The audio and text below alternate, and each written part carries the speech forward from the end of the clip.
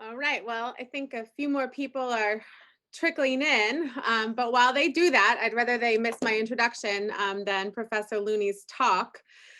So welcome to all of you joining from near and far. I'm Meg Rithmire. I'm a professor at the Harvard Business School, and I am the organizer of the China Economy Seminar for the Fairbanks Center for Chinese Studies. And this is our first event of the academic year 2020-2021. And it's my absolute pleasure first to thank the Fairbanks Center for doing this, especially Mark Grady for organizing, but to introduce Professor Kristen Looney. Kristen Looney is a assistant professor at Georgetown School of Foreign Service.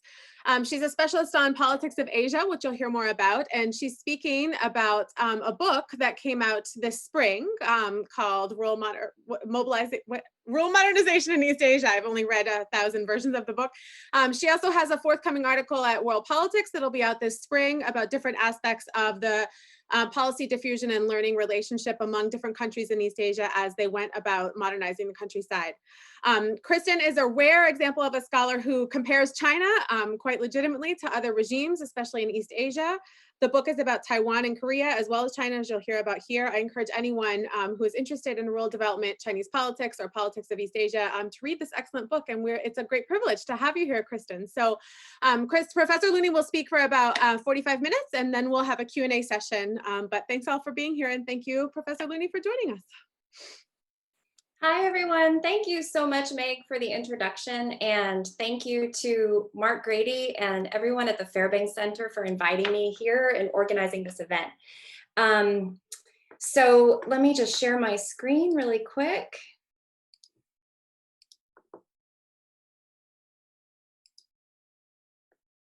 Okay, I hope everybody can see that. Okay, hold on. All right. So basically, like many people, so the title of my talk today is Rural Development in China and East Asia. Like many people's first books, it started out as a dissertation that I actually wrote at Harvard with the help and guidance of Liz Perry, Tim Colton, and the Fairbanks Center librarian, Nancy Hurst. And so being able to present the findings of this research with the Fairbanks Center is kind of a special homecoming for me, and I really appreciate you having me here today. Okay, here we go. Okay, sorry about that. All right. So the presentation is organized as follows. There are three parts. First, I'm going to go over the research problem, looking at rural development in East Asia. Second, I'll present the argument and also talk about how to understand variation in the region. And then lastly, I'll conclude with some implications for the so-called East Asian model. So I just want to begin with the problem and a definition. So I define rural development in the study as improvements in agricultural production, rural living standards, and the village environment. And to give you some specific measures, I'm talking about agricultural growth rates, crop yields, household income, village infrastructure, sanitation, and housing. And the book answers two main questions about rural development. So the first question is, why has East Asia achieved better rural development outcomes than other regions? And the second question is, why have some East Asian countries performed better than others in terms of rural development? So the first question really deals with the relative success of East Asia, and the second deals with variation in East Asia among different East Asian countries. Now, it's worth reflecting for a minute about why rural development is important, because I think unless you're from the countryside, you may not have given this issue too much thought before. According to the World Bank, 78% of the world's poor still live in rural areas, and they depend on agriculture for their livelihood.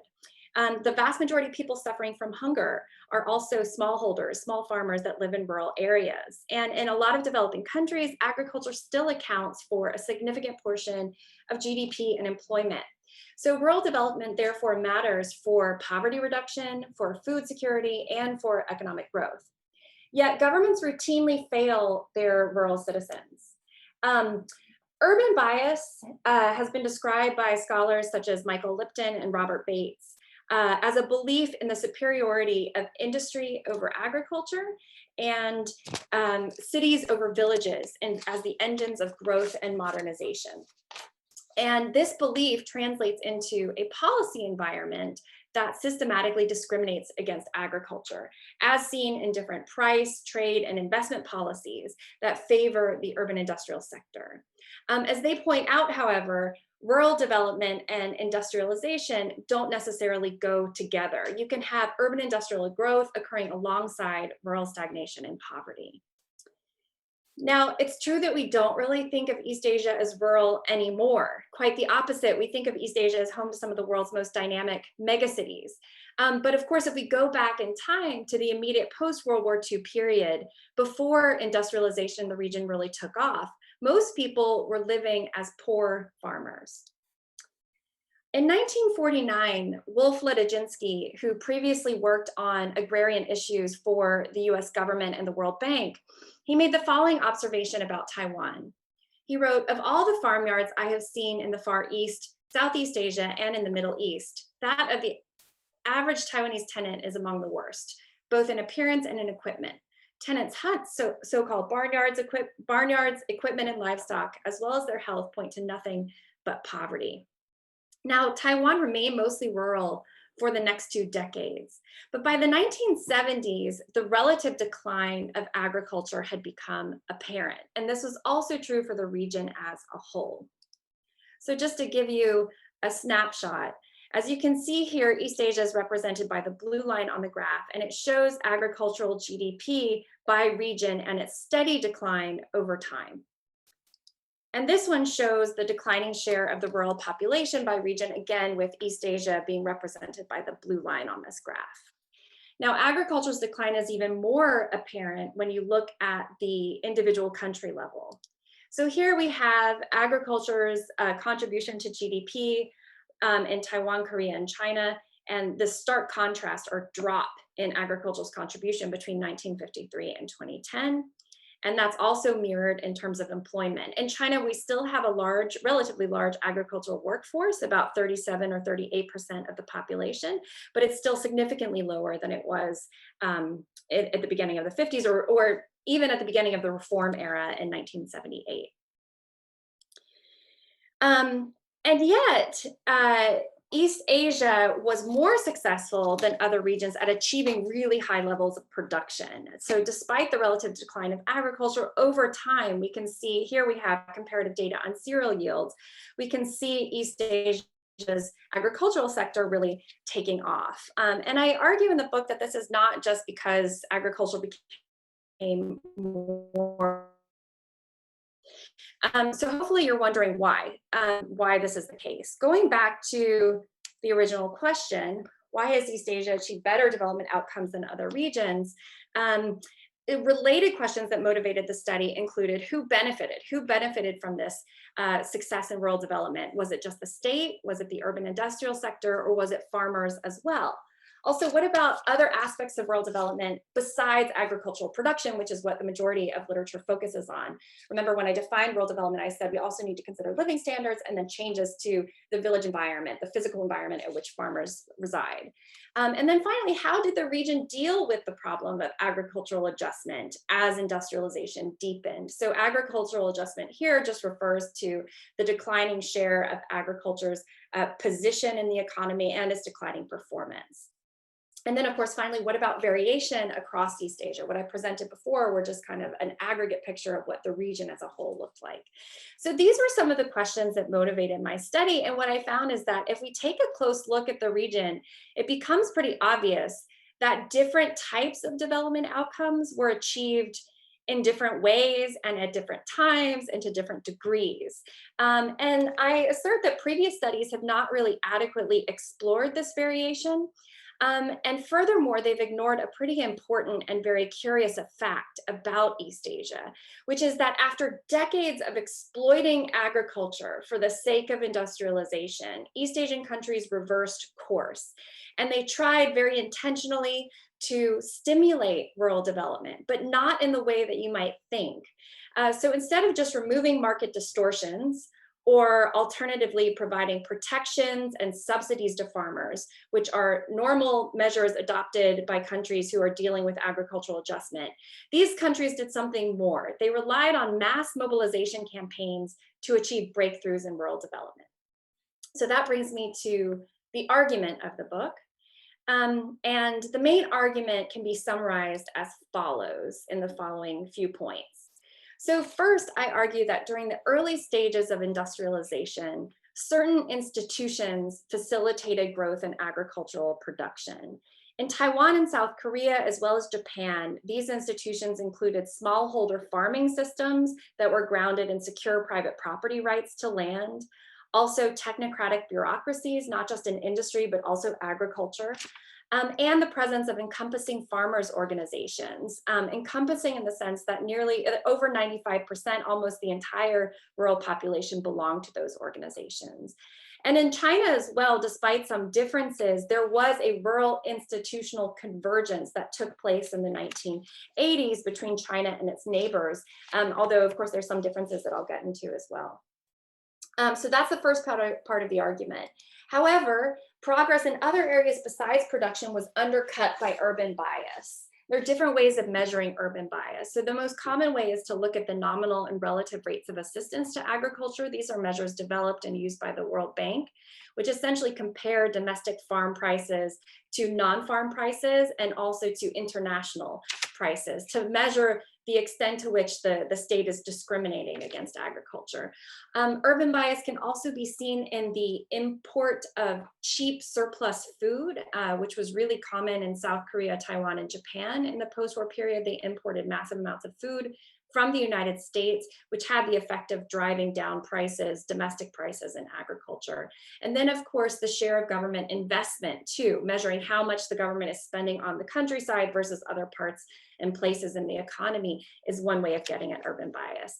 And so besides this growth in production, urban bias meant that progress in other areas, such as farmers' incomes and their housing and living environment, did not keep pace with those gains in production. So during the later stages of industrialization, campaigns led to further gains in these other areas in terms of rural living standards in the village environment. We could get into a discussion about what campaigns are in a more kind of theoretical discussion in the Q&A if you'd like, but for now I'll just provide you with a simple definition. Rural modernization campaigns, I assert, are policies that demand high levels of bureaucratic and popular mobilization to overhaul traditional ways of life in the countryside. And then finally, I argue that variation in the region can be explained by the interplay between campaigns and institutions. So these are kind of the four parts of the argument in the book. On this last point, I just want to explain a little bit more what I mean by interplay. So by interplay, I mean two things. First, institutions and campaigns matter for different types of outcomes. So for example, strong and effective institutions such as farmers' organizations are necessary for achieving complex goals like the promotion of scientific agriculture, whereas campaigns are useful for basic construction projects and other things that are technically simpler. So these different things, institutions and campaigns, mattered for different types of outcomes in the region. And then second, by interplay, I mean that the quality of rural institutions affects campaign outcomes.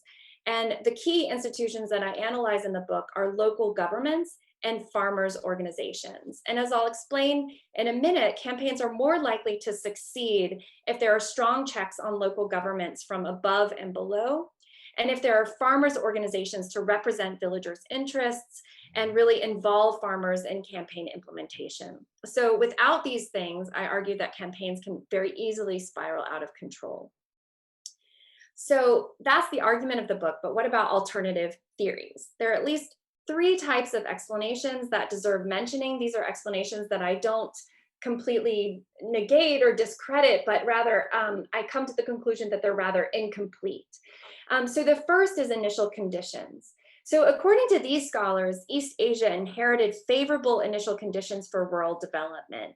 In Korea and Taiwan, Japanese colonial authorities invested heavily in rural institutions and infrastructure, which aided agriculture's quick recovery after World War II.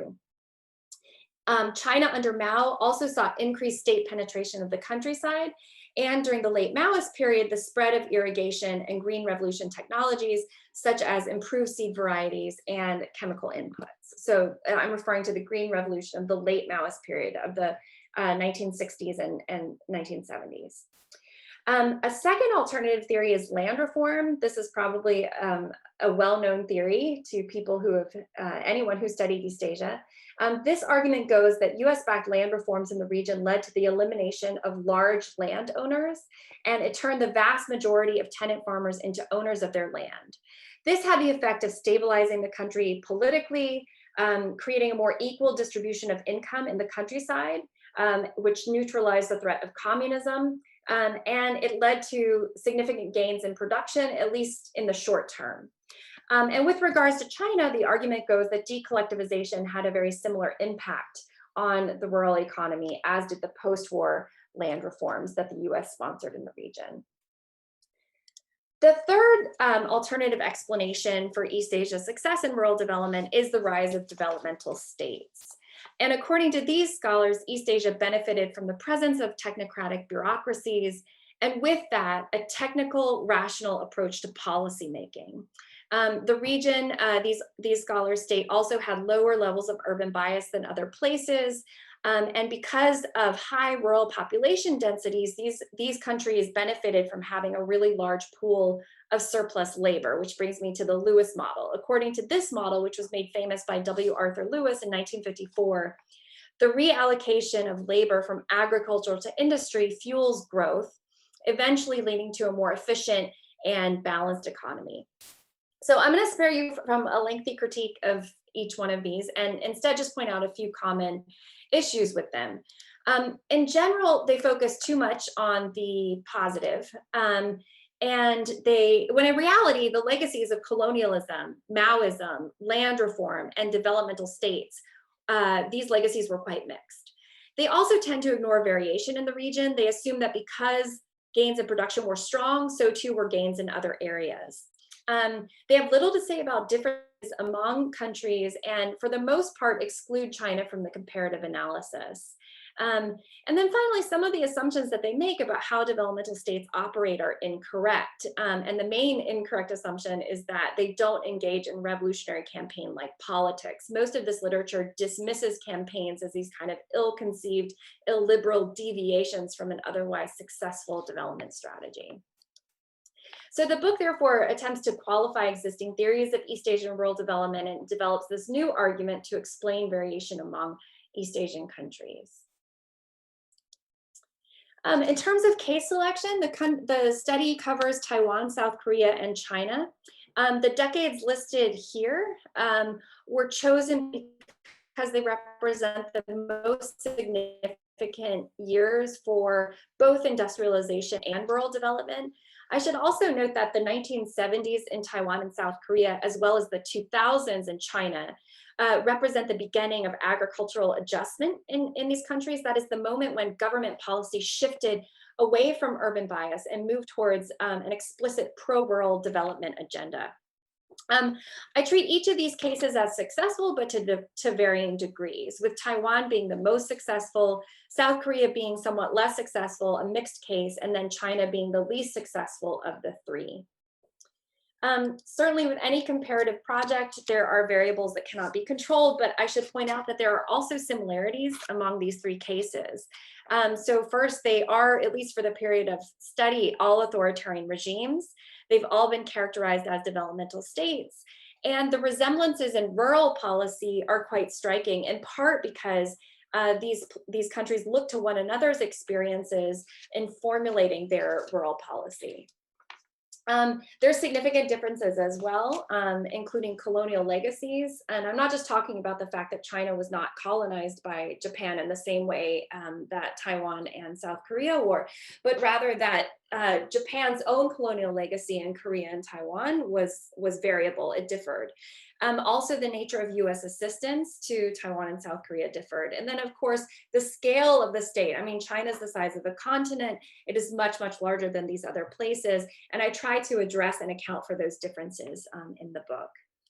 I also include Japan in the theoretical chapter of the book as an illustrative case, meaning that I use it to demonstrate preliminary support for the argument before I apply it more rigorously in the empirical chapters to the other cases. I didn't include it as a fully developed case only because its rural modernization process started a full century before all of these other cases. So including it would have just been a much more complicated study. So the book falls within the tradition of comparative historical analysis. Specifically, I combine cross-case and within-case analysis to make inferences about East Asian rural development. And the research is based on more than 2 years of fieldwork in Asia, where I collected a lot of archival and library-based documentary materials.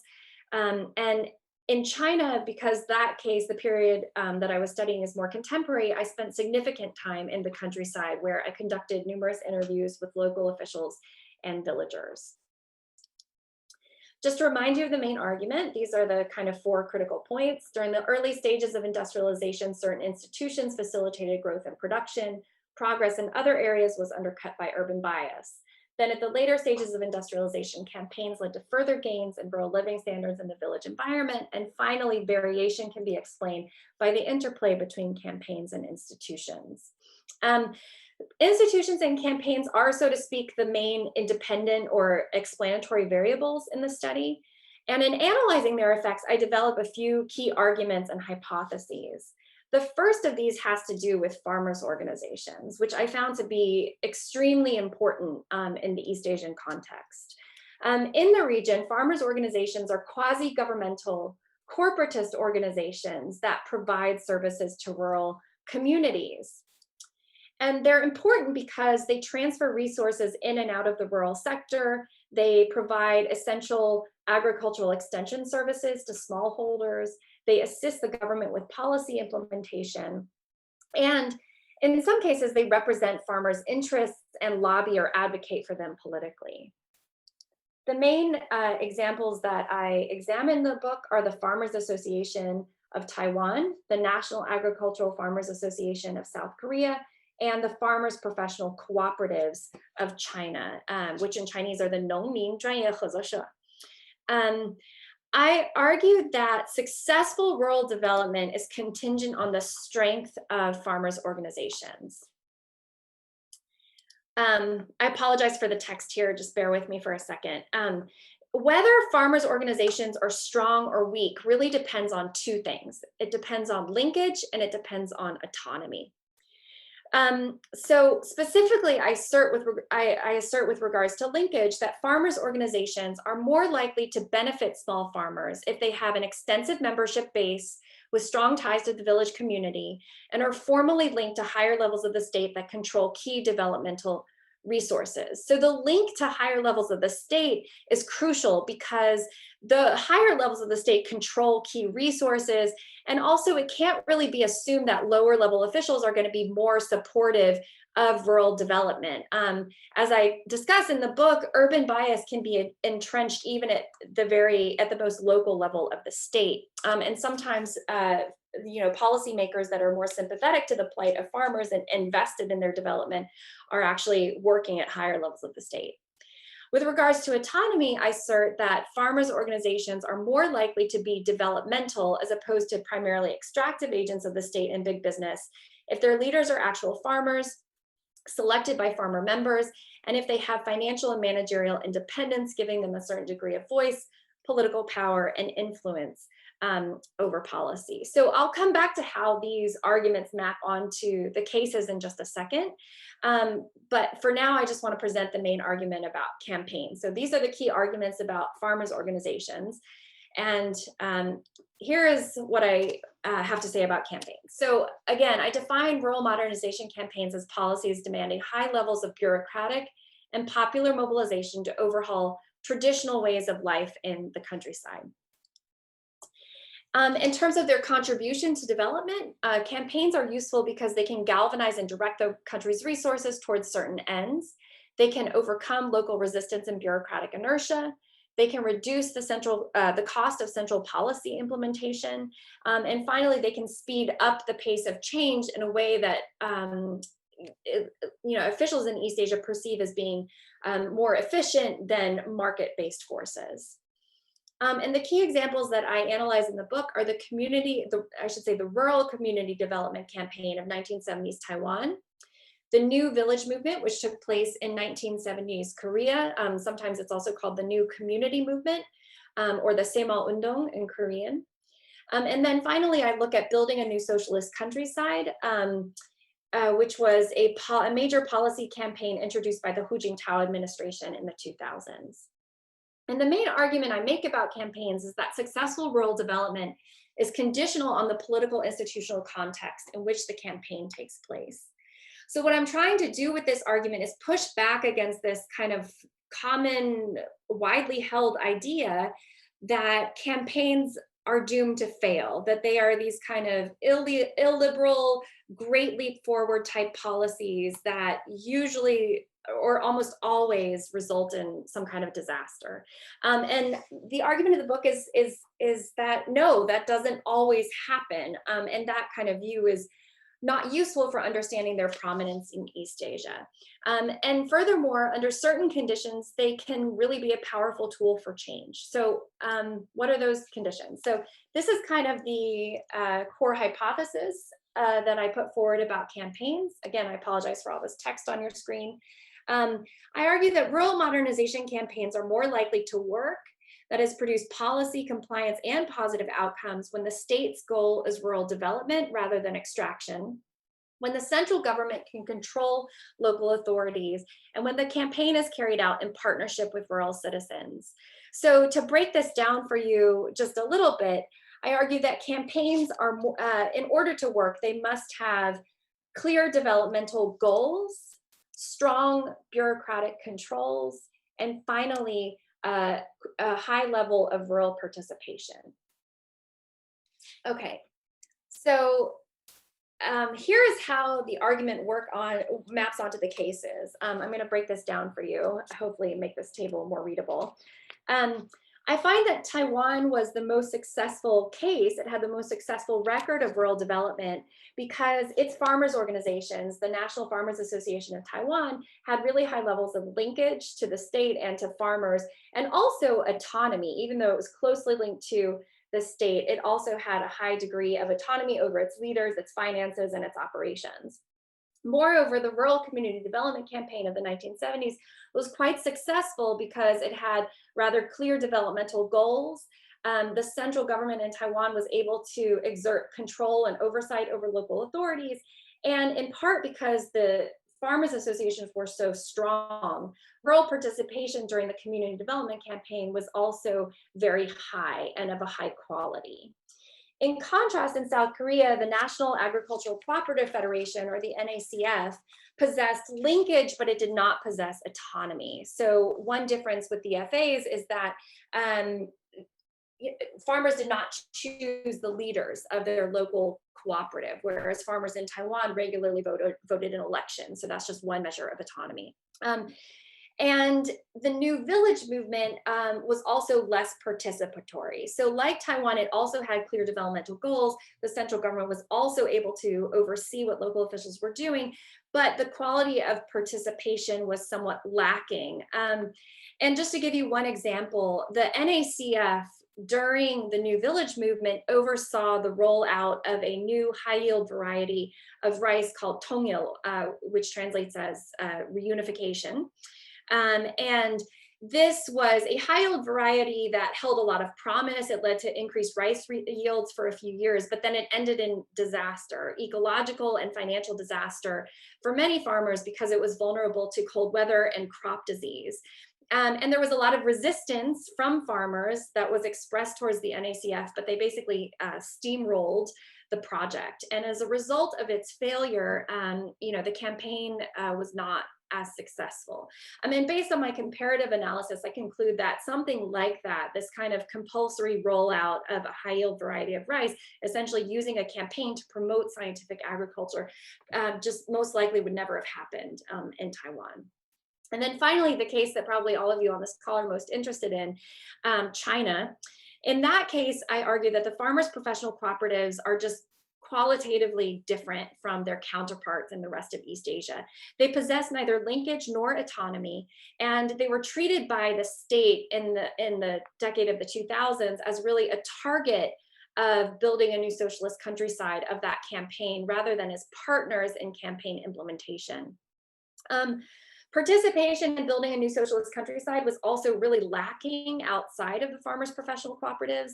I did research in a part of China called Ganzhou, which is a prefectural city in southern Jiangxi province. I went there because it had become famous for organizing these groups called peasant councils, 农民理事会, at the village level. And the whole purpose of peasant councils was to make building a new socialist countryside a participatory campaign. They were also promoting the FPCs, the farmers' professional cooperatives. But after doing my field research there, I concluded that the quality of rural participation was really lacking.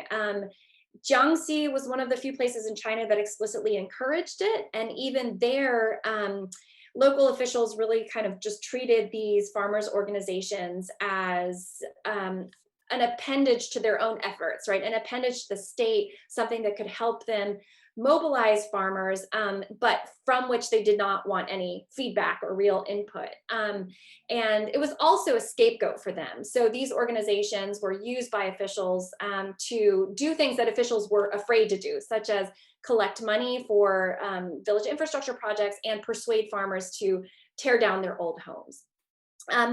And I conclude that one reason I think building a new socialist countryside was just not as successful as the other campaigns is because it kind of collapsed into a housing policy. It initially had a very broad set of goals, but then towards the end of the campaign, it was almost exclusively focused on demolishing and rebuilding villagers' homes. And I think it was a combination of these three things here: less clear developmental goals, reduced central control, or relatively low levels of central control, and mostly absent rural participation that led to that outcome. I want to note, in terms of the theory, that the claim I'm making, the argument I'm making that campaigns matter is empirical. It's not prescriptive. I don't want anybody to read my book and think that, I'm advocating everybody in the world should undertake campaigns. And the reason that I say it's just empirical, not prescriptive, is because positive outcomes are highly contingent. What happened in East Asia is not necessarily a viable or transportable development model.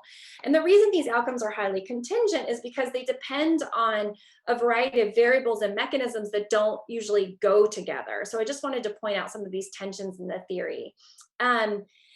And the first is that the key explanatory variables, institutions and campaigns, really follow different logics, and they make different contributions to development. But as hopefully the brief analysis of the case has just demonstrated, campaigns really do need institutions to succeed. They really do need strong local governments and strong, or I should say strong bureaucratic controls over local governments, and also strong farmers organizations to make sure that local officials are not overzealous and take things to extremes. I also make the point that campaigns work better with centralized bureaucratic control and decentralized rural participation. Again, things that don't usually go together, but in these cases, in Taiwan and South Korea especially, did go together. And then finally, I make the point that farmers' organizations are more effective if they possess both linkage and autonomy. Again, so the point of saying all of this is just to emphasize that the East Asian model is a model in the sense that I can identify these particular patterns to the region that explain development outcomes, but it's difficult to transport that or to use it as a prescriptive model for other developing countries. And then I want to spend just 1 minute or two talking about the transition from urban bias in these places. Why did these governments adopt pro-rural policies? I argue that in each case, fast-paced industrialization led to a deterioration of rural conditions and pressures to adopt rural policies. And it's hard to say precisely what exactly caused policy change without more access to the inner workings of these governments. But I believe that these factors I've listed here were important. So first, in Taiwan and South Korea, despite them being authoritarian countries during this time period, there were elections. In the late 1960s, a group of pro-rural legislators was elected to the provincial yuan and the legislative yuan in Taiwan. And they advocated for the abolition of what was called the rice fertilizer barter system. This is an exploitive system that the state controlled, where they determined rice and fertilizer prices. And that led to the ushering in of these kind of new pro-rural policies. And in South Korea, one reason why Park Chung-hee reversed course in the 1970s is because he was challenged by opposition candidates who ran for the presidency in 1967 and 1971. And he still won those elections handily, but he lost support from the vast majority of farmers in the Cholla region, the Rice Bowl of Korea. And that really concerned him. It indicated to him that his rural support and legitimacy could not be taken for granted, especially at a time where anti-park sentiment was on the rise in urban areas. He really wanted to shore up his support in the countryside to counterbalance that. Another issue was food security. So in the late 60s, early 70s, the US reduced and then announced that it was going to eventually totally cut off its food aid to Taiwan and South Korea, which increased policymakers' concerns about domestic food supply. And then in China, in the late 90s, there was a decline, not only in the amount of arable land available, but also in grain output that really concerned Jiang Zemin and then Hu Jintao when he stepped into office. So concerns about food security in China were very real in the early 2000s.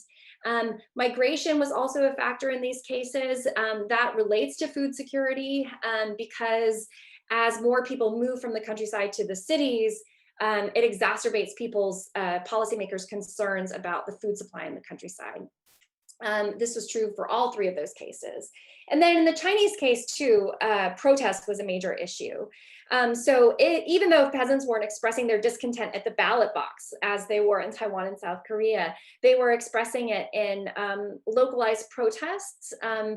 But even though they were local, they were very widespread. So if you read the literature from the late 90s and the early 2000s about rural China, it's this story of just a rising tidal wave of unrest. And so it gave, I'm not just talking about Western scholarship, I'm talking about Chinese scholarship, and also the emergence of this whole literature called the Sannong literature, the three rural issues literature, Sannong being Chinese shorthand for villages, agriculture, and farmers.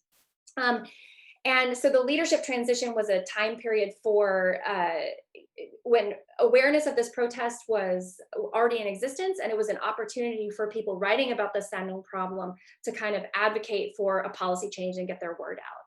And then finally, in the book, I talk about policy learning. And in the article that Meg mentioned in the introduction that I have forthcoming, I really talk about how all of these countries, adopted very similar policies. And China in particular is very interested in what South Korea did in the 1970s and explicitly modeled the new socialist countryside after the New Village movement of the 1970s.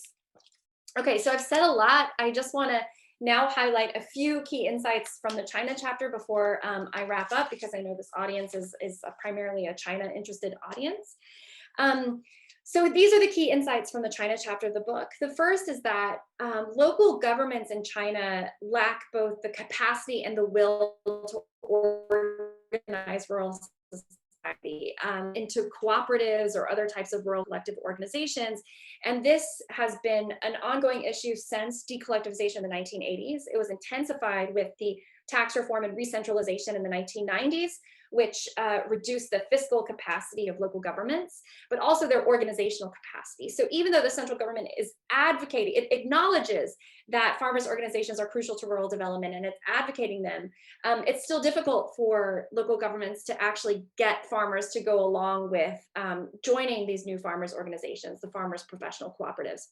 Even though official statistics show that the numbers have increased dramatically, from less than 100,000 officially registered FPCs in 2006 to about, I'm forgetting what the number is, like 1 million of them 10 years later, even though it increased exponentially by a factor of 10.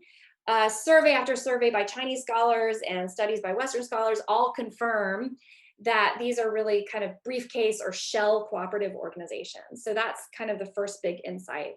The second big insight of the China chapter is that post-now campaigns are commandist, but not participatory.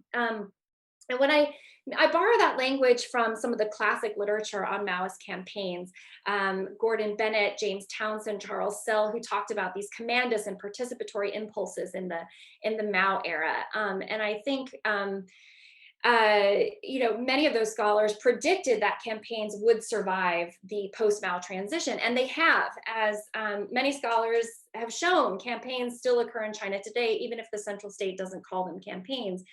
But one of the points of the book is that they are commandist. They are targeted at the bureaucracy itself, and participation is encouraged, but it's not required. And there is a real downside to that, which is that the potential beneficiaries of the policy are left out of the policy process. They're left out from influencing these policies that by definition are meant to transform their lives. And so that's the real downside of this new version of campaigns. Third, I argue that the center's mobilization capacity is strong, but its oversight capacity is weak. So China has this incredible capacity to mobilize people. And the problem is not that local officials are going to neglect central policy, but rather in the context of campaigns, they're going to take central policy to extremes and be overzealous in implementing it. And the central government has a really difficult time monitoring the quality of that implementation. And so there's this paradox between a strong mobilization capacity and yet a weak oversight capacity. And I mentioned before that the policy kind of collapsed into this housing policy. Initially, the goal of the new socialist countryside with regards to the village environment was to implement moderate changes, to upgrade public infrastructure, to pave roads, to bring clean water to the villages, to bring trash collection services and create better trash disposal systems in the villages. But it kind of morphed into this policy to completely demolish and rebuild villages. And oftentimes that involved relocating farmers to entirely new developments. And I argue that this new housing-centered model of development is really, really different than the old TVE-led model of development that characterized rural change in the 80s and the 90s. Now, instead of enterprises leading the transformation of the countryside, we have this housing being built without the attendant growth of non-farm jobs, which creates all kinds of difficulties for the residents. Many people have to give up farming, and because they've moved far away from their fields, and it's become inconvenient, and the new housing doesn't accommodate their machinery, their animals, even their gardens. But they also see an increase in their living costs because they now have to pay for utilities and other things that they didn't have to in traditional housing. So it's creating new kinds of economic problems and grievances and dependencies between the farm population, the effective farm population, and the state. And then I kind of conclude the chapter by saying that what we see with the new socialist countryside is a continuation of urban bias, even in the context of a pro-rural policy agenda. And that's manifested both in terms of the application of urban models of residential life to villages, and also industrial models of scale agriculture to what up to now has been a predominantly smallholder society. Just to give you some visuals, this is kind of an organizational chart I put together of Chinese farmers organizations, and most of them are registered. I mean, they're registered with county governments, but most of them operate and are only really connected to the village and the township government. So they really lack any connection to higher levels of the state that control resources and set policy. And they also lack autonomy. Most of them are set up by village governments or outside investors that are affiliated with agribusinesses. And so they've been dubbed by numerous studies I've seen as 皮包或者是 briefcase cooperatives, are kind of these shallow organizations. There's not real buy-in from the farm population. In contrast, this is an organizational chart of Taiwanese and Korean farmers organizations. This could also be applied to the case of Japan. And you can see here that they're closely linked to all levels of the state. And despite those close links with the state, they're also more autonomous, especially in Taiwan and Japan. I didn't really talk about Nokkyo today, but Nokkyo is famous for having an outsized influence on Japanese politics. Given the size of the rural population, it's still an incredibly strong farmers organization politically. And just to give you a visual of what these villages that I investigated in China look like, I took these photos of neighboring villages in Jiangxi province. This was a decade ago, this was 2010, but you can see the one on the left is a traditional village that has yet to undergo the new socialist countryside. It had not yet implemented the policy, and the village on the right had already implemented the policy. And you can see it's dramatically different.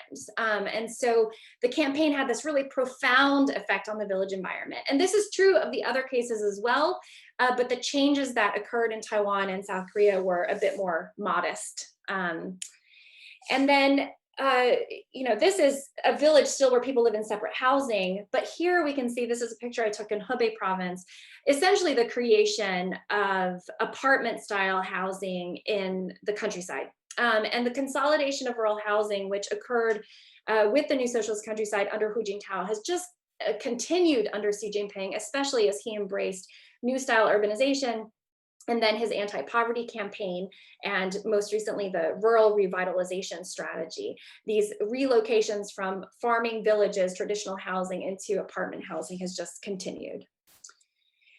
So just a few final thoughts. This will only take me a minute. Sorry if I've spoken too long. In terms of the broader implications of the study, the common use of campaigns in the region, I think, presents a challenge to the developmental state literature. And many of you may know this is an older literature, but it's actually been revived in recent years. It's experienced kind of a resurgence in the 2010s. And this literature portrays East Asian governments as having a technical, rational approach to policymaking. So by showing that campaigns can succeed under certain conditions, the analysis departs from that model. It also departs from theories of failed state-led development, such as James Scott's famous book, Seeing Like a State, which kind of characterizes state intervention in the countryside as almost pathologically destructive. It departs from that literature and says that campaigns can sometimes work under certain conditions. It also challenges the Lewis model because it shows that rural development was really a lot more complex than the release of surplus labor, or land reform followed by the release of surplus labor, and then the trickle down effects of industrialization. Instead, it really was characterized by strong institutional presence in the countryside, facilitating growth in agriculture, and then these campaigns to really transform the countryside.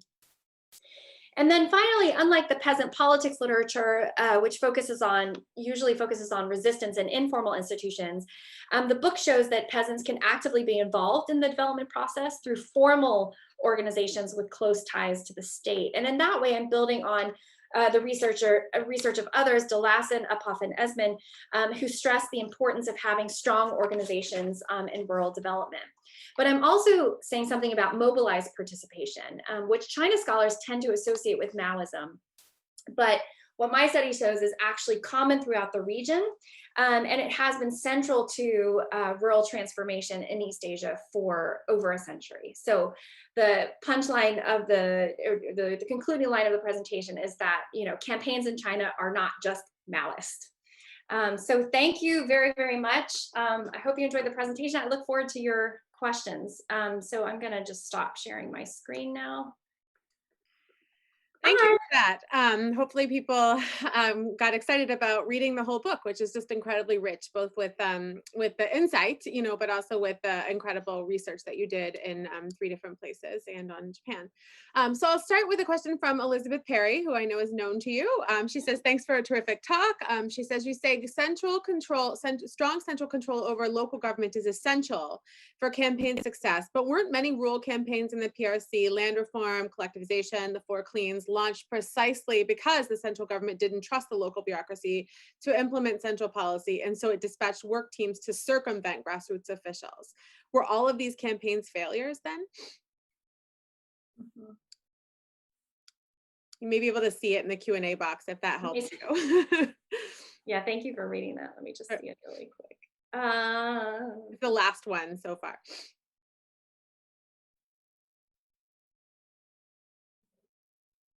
So sometimes campaigns seem to be, I won't paraphrase Liz, but sometimes campaigns seem to be an alternative, right? When the central government doesn't control the local government. How do you think of those? Yeah, no, I think campaigns.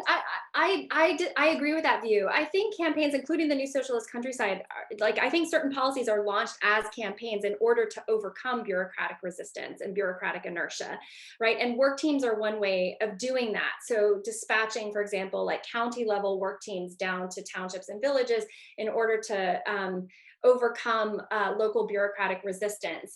I think the problem is that when there's no oversight over those local cadres, work teams, when there's not an authority besides the county government itself that dispatch them to oversee the quality of their intervention, then it can lead to things being kind of taken to extremes. And those extremes could include violence.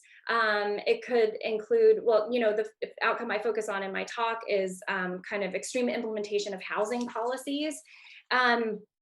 But it could also mean economic disaster. And it's not to say that they failed to implement the policy. It's that they kind of were overzealous in implementing the policy, which created all of these negative outcomes. So I think that oversight of local implementing authorities, whoever they may be, is an important ingredient for campaign success. A related question comes from Hao Chen, who asks, how do you measure central control or bureaucratic control? And mostly, how do we distinguish it across different campaigns? So I think it's kind of similar to Professor Perry's question in that way. So how do we know which campaigns have central control and which don't? Or would you say that all state mobilized campaigns, especially in China, lack that central coordination? And he also asked, basically, based on your theory, do you think Xi's rural poverty alleviation campaign, which is ongoing now, is successful or not? Mm-hmm. Yeah, so I don't know if I want to say something as bold as all campaigns in China lack central control, but I kind of agree with that because I think it has to do with the scale of the state. I think it's really, really hard for Beijing to collect accurate and good information about what's happening at the local level. And I think that also China's political system is just much more decentralized than the other systems that I was studying in South Korea and Taiwan. I don't have a precise quantitative measure of how to look at central control, but I look at different aspects of it, such as, are local officials being monitored regularly by outside inspection teams? Are there centrally determined targets that they have to meet? Are there audits of their work? What is the kind of command structure? What is the promotion structure? How regular are these outside inspections, et cetera? From that, I think you can get a sense of whether central control is present or absent, rather than precisely how strong it is. And then what was the other part of the question? How measure, and then how to distinguish. And then how about Xi's anti-poverty campaign? Oh, yeah. Poverty alleviation campaign that's ongoing. Or maybe it concluded actually this year, right? Yeah, it's supposed to conclude in December. Okay.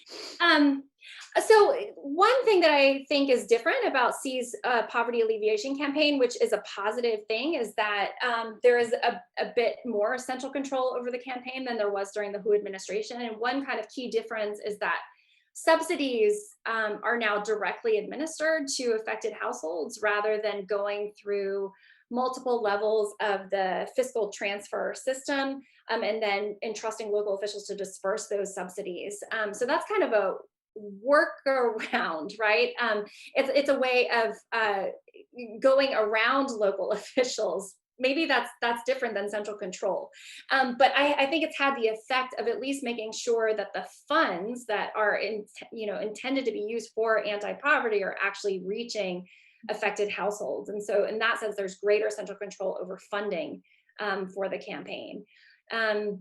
But I do think that, the poverty alleviation campaign also relies on local reporting. I mean, if you read some of these news stories about, the poverty alleviation campaign trying to meet this end goal of finishing by 2020, it's all saying that, these different counties and provinces are self-reporting that they have successfully eliminated poverty.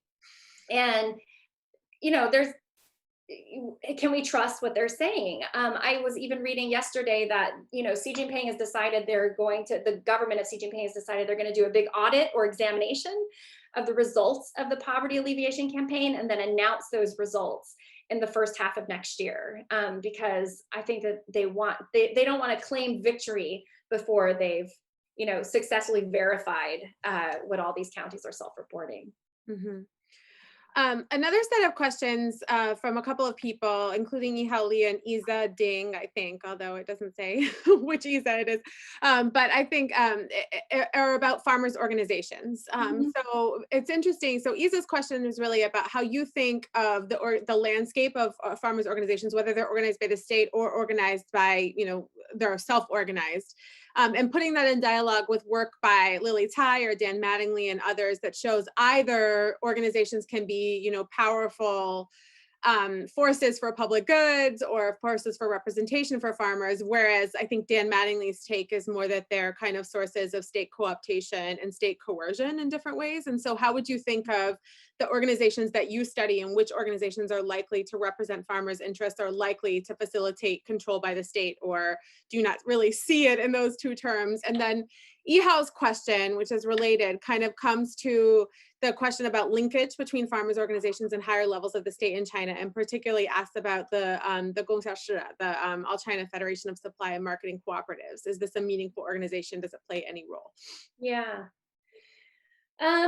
Okay, so I think in the areas where I was doing research, there's a traditionally very strong lineages that are present in those areas. And I think that if the cooperatives had maybe been built on top of that kind of natural organizational infrastructure, they perhaps would have been stronger. But that's not how they were organized. In fact, I think that the farmers organization, the farmers professional cooperatives, are distinctly seen as companies, really. There's a very kind of corporate view of what these organizations should be. And that's different from a social organization or a more multi-purpose organization than you would find in the other East Asian cases. But they're also not very successful companies compared to other types of agribusinesses. And so people don't have a lot of incentives to join them. I think, Lily Tai's work and Dan Mattingly's work is a lot about lineage associations. I think that lineage organizations in some cases may be working together to form cooperatives, but not really, not in the places where I've observed. I think that much more so it's local governments basically just trying to attract entrepreneurs or investors to create these commercial organizations, and then trying to reach out to farmers who would essentially be workers for them. It's kind of this model. It's like a cooperative model, but really the members are just kind of like laborers for the organization. And then in terms of the Gongxiaoshi, they still exist. The FPCs are, so there's so many different kinds of cooperatives in China, and those are traditionally the ones that, were established in the 1950s during the Maoist period, and they continue on through the present.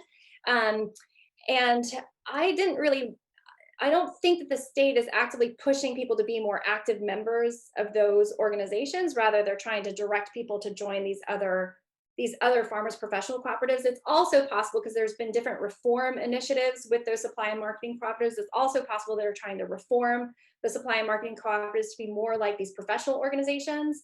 But I just don't know how those reforms are going. I haven't thoroughly investigated them, but I can say with confidence that the state's energy and resources has been primarily focused on developing these FPCs, these farmers.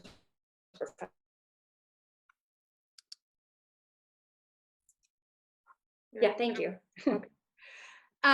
And so we have another question from Andrew Fang on the rural reconstruction movement, kind of looking backwards. So but referencing it. So in the 20s and 30s, it's often seen as failed experiments. And so today, many NGOs that seek to improve rural education face a lot of pressure from the government. And so what role do you think non-governmental organizations or projects play in rural development today in any of these countries, China, Taiwan, or South Korea? And are there ways, he asks, for that they could overlap with top-down development campaigns to improve local conditions? Is there any role basically for private or NGO type players? I think there is. So I think that one thing to note is that before the New Socialist Countryside, there was a new rural reconstruction movement that was kind of the brainchild of He Xuefeng and Wen Tiejun and some other new left. I don't know if they like being called new left or not, but that's how they're often described, new left intellectuals in China. And the new rural reconstruction movement, harking back to, it takes its name from the earlier Republican era campaign, the rural reconstruction movement of the 20s and 30s.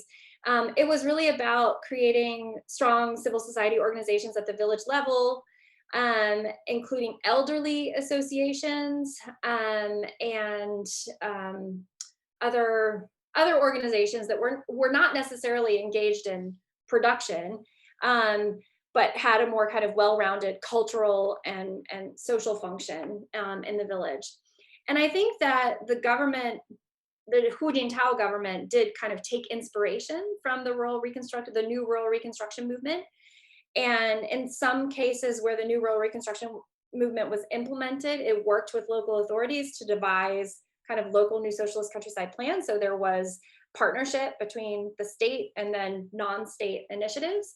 But I think that the logic of kind of these non-state initiatives, the logic of campaigns is oftentimes at odds with these non-state initiatives or non-governmental initiatives, because campaigns require meeting deadlines, meeting targets by certain deadlines, right? And it's not about kind of like long-term investment in village institutions necessarily, which is why I think so many of these farmers professional cooperatives has turned out to be kind of shallow. And because of the strong mobilization capacity of the state, I think the local government has the potential, like local government initiatives have the potential to overwhelm activities that are happening outside of the state in the non-governmental sphere, right? The campaign can kind of crowd out other activities that are going on in the village, which is unfortunate, because I think like a more kind of, the research that I read about the new rural reconstruction movement is very promising in terms of the benefits that it can bring to villages. The downside of relying on non-government organizations, of course, is just the scale can't be matched by something that the state would do. So the new rural reconstruction project is limited. It's limited because they have limited personnel. They have permission to work in limited areas, and so not too many places in the Chinese countryside have benefited. Even though the small number who have, I think it's been significant. In the other cases I looked at, there was a space for, I think, civil society to be active.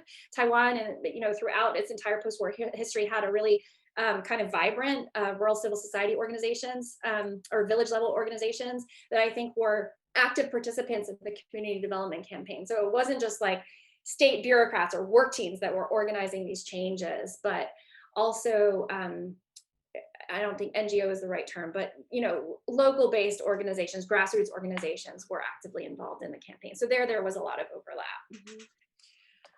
Okay, and so a question from Pat Giersch from Wellesley College, who says, I enjoyed this a lot. In terms of the China rural development campaigns, do we see any regional variations in terms of level of success, particularly because central control is difficult? Do we see any regions with patterns of relative success or relative failure? So you talked a little bit about Jiangxi, but perhaps you could talk about whether there's regional variation within China. Mm-hmm. Yeah, hi, Pat, I can't see you, but hi. So in terms of regional variation, I think I didn't develop a theory in the book about success or failure within the country. I think like I was torn in different directions between like cross-national level analysis versus subnational. I mean, there's so many ways that you could look at how things vary subnationally in China. But I think one significant thing that I found is that there's a lot of local models for how policies are implemented. So, the one reason I studied Ganzhou is because it was upheld by the central government as a model for success, and a lot of places, particularly near Ganzhou, replicated it So Hunan and Anhui, which you could argue have similar kind of conditions, environmental and ecological economic conditions, they kind of modeled their policies after Ganzhou. And what that meant was an emphasis on kind of village environmental change and cooperatives in the absence of kind of close connection to larger cities or markets. But I think in other places, kind of a more urbanized version of the new socialist countryside was implemented. So in Chongqing and Chengdu in the Sichuan countryside, for example, I think because the most relevant local models there were these, what they call, the central government called it Chengxiang Tongchou Fajan, right? Like the integrated urban rural development models of Chongqing and Chengdu. These were introduced kind of in the mid 2000s. And because those places were designated as pilots for this new integrated rural urban strategy, I think places in those immediate areas and those, you know, neighboring provinces and countrysides, they kind of adopted that model of more long distance migration and kind of dovetailing the new socialist countryside with new style urbanization plans. And so people would move into more kind of apartment style housing in those areas. And then on the coast, in some cases, like housing wasn't touched at all in the new socialist, because they already had fabulous houses, I guess. But in some places that I visited in Jiangsu, for example, they were more focused on the commercialization and scaling up of agriculture and tourism, developing, you know, tourism to the countryside as a way of generating new income streams. So I think that there was a lot of regional variation based on local success models. That kind of goes into this question from Liu Jundai, who says, congratulations on the book. And about the three campaigns, what are the similarities and differences about their incentives and goals? And so for the Constructing a New Socialist Countryside in China, it was not only driven by better governance, but also regime control. And so how do different regimes and their political designs play into the campaigns and their outcomes? I'm smiling just because these questions are so great and so complex and hard to answer over Zoom. I think because people get to type them out. Yeah. Okay, but that is a great question. Similarity. So I argue in the book that all of these campaigns were not just about development, but they were also about regime legitimation, right? Like campaigns can serve this development function where they can overcome resource bottlenecks and they can kind of speed up the pace of change, and they can go around, you know, officials who are status quo oriented officials who are against change. But they are also, in that sense, they can you know, create positive development outcomes. But I think they also serve this kind of legitimating function for the regimes in power, right? Park Chung-hee was trying to consolidate a base of support in the countryside, and he really developed this kind of image of being a rural populist in South Korea. And populism is not something we really associate with East Asia, but this is definitely what Park Chung-hee was trying to do. You know, he really sold himself as a son of the soil. He was, after all, a child of farmers. And I think his transition to, you know, that was about consolidating his authoritarian rule and making sure he had this really stable base of power in the countryside as the political atmosphere in the cities became more contentious. In Taiwan, I think maybe to a little bit lesser extent than Park, but Jiang Jingguo, Chiang Kai-shek's son and successor, he was also motivated by this kind of rural populism. He didn't want to take over from his father in the 1970s without the support of, you know, the Taiwanese rural population, and he was concerned about their discontent. And so, you know, the community development campaign was also his way of kind of you know, shoring up his support in the countryside at a time of political transition when he was taking over. Then in China too, I think that, you know, Hu Jintao and Wen Jiabao, they've been dubbed by some scholars as part of a populist faction, but I do think they were really concerned about their legitimacy in the countryside. And so part of I think a big message of the New Socialist Countryside was about telling, these kind of weak and disadvantaged groups in society, the 弱势群体, that the regime still indeed did care for them. And it was time for the government to kind of reverse course and really demonstrate materially their concern for the rural population. And so I do think it was just as much about legitimacy as it was about any kind of development issue. Mm-hmm. My colleague Yao Wen Lei has a question. Thanks so much for your great talk. Her question is about incentive structure. So there are a lot of problems with China's cadre evaluation system.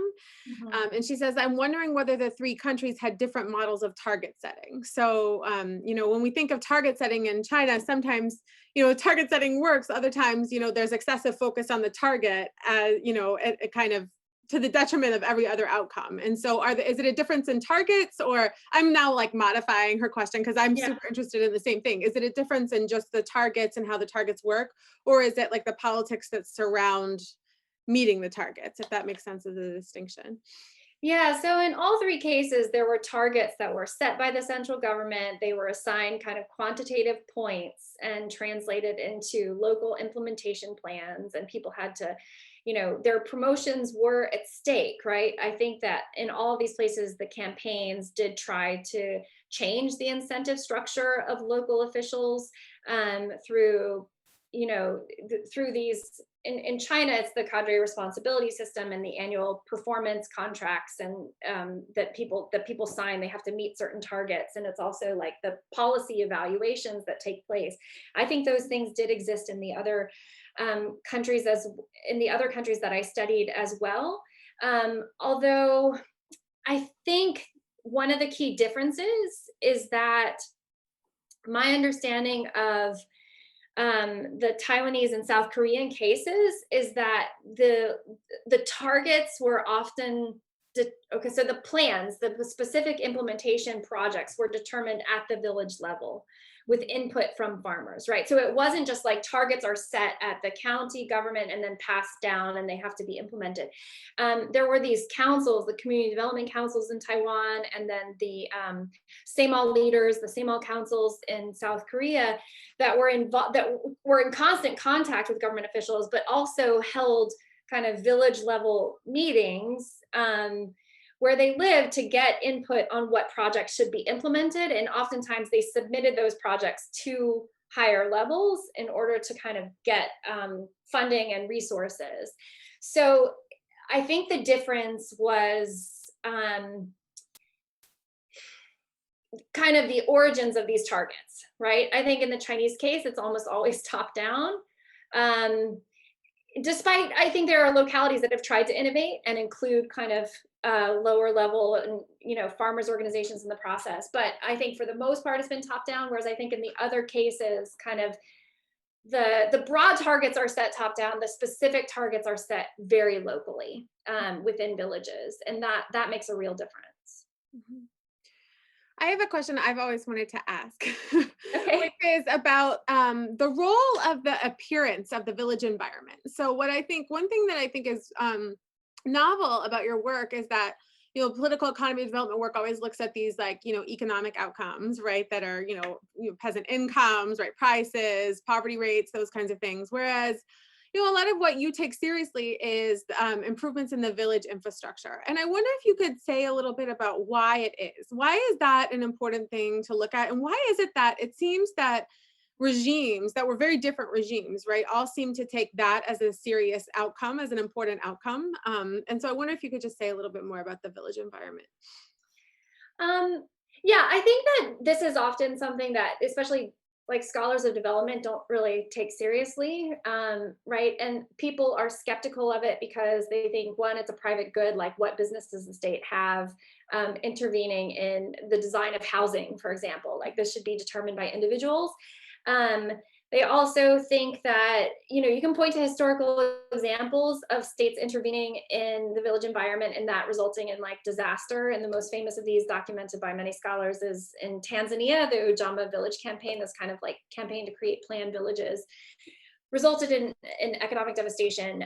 But I think that in East Asia, and I'm going to say for whatever reason, which doesn't really answer your question, but for whatever reason, governments have long taken very seriously their role in making sure that people live in safe and comfortable housing, and that there's a local authority that's responsible for making sure that your housing doesn't collapse during a mudslide, right? Like a kind of a basic safety precaution. And there's real demand for that. This is not, like one of the things that I had to keep reminding myself when I was traveling in the Chinese countryside is that this isn't all top-down state driven because people want, like governments want to grab people's land and move them into modern looking housing and impress the higher ups and project an image of modernity. Certainly that's there, but that's not everything that's driving it, right? There's also demand for these policies because for many farmers, like the New Socialist Countryside was the very first time ever that the government had provided them assistance with housing, and they were so grateful for it. Housing in the countryside is this, symbol of your status, of your wealth, and it's a way of attracting marriage partners and business partners. And in some cases, people really were living in dangerous housing, and they, blamed local officials for neglecting them for so many years. The creation of these new homes was, a positive thing for many people who had been living in mud brick homes, in many cases that had been built even before the Chinese Communist Revolution. And so I think that there's demand for it on the part of farmers who don't often feel like they have the means to improve their own homes and see all the government investment in urban infrastructure and feel like they have been neglected, right? And then there's also, I think a desire on the part of the government to intervene. And again, it's not just for show. I think it also has to do with like concerns about safety, and in some cases it's modest goals. It's about like just connecting villages to the electricity grid, and making sure that safe and potable water can be delivered, that people can be connected by public transport and things like that. Yeah. I always remember, and I think I've told you about my visit to the New Socialist Countryside exhibit at the Chongqing Museum, where you could go and take these interactive things like my village should have, running water, this kind of thing, put your toilets that are, is safe and clean and sanitary. And it was all kind of like, do you know enough about what your village should look like? And I always thought that it was interesting, but also seeing people there who thought it was like amazing to see that it wasn't, a corny or for show thing, that it was really meaningful for those villagers. Well, thank you so much. On that, May say, you're frozen a little bit. Go ahead. You were frozen a little bit. Oh, I was just gonna say one last thing on that. Am I unfrozen? Yeah, you're unfrozen. Yeah, okay. Is that I think because there's been such mass migration from the countryside to the cities in China, there is this perception too that there's a lot of abandoned housing and abandoned infrastructure and wasted resources, right? And so the state has it desires to kind of fix that problem. And I read the same thing about Korea and Taiwan in the 1970s. Housing became a target of the campaign because, especially in South Korea, there had been so much out migration away from the villages to the cities. And the state, really felt like it needed to kind of fix that problem because it wasn't being resolved, privately. So that was just kind of my last thought in response to your question.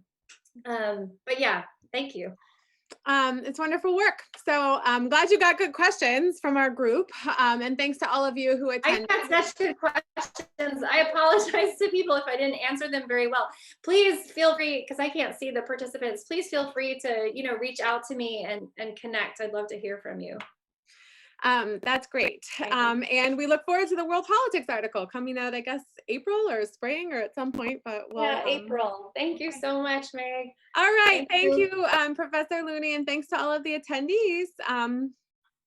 Yeah. Bye. Thank you.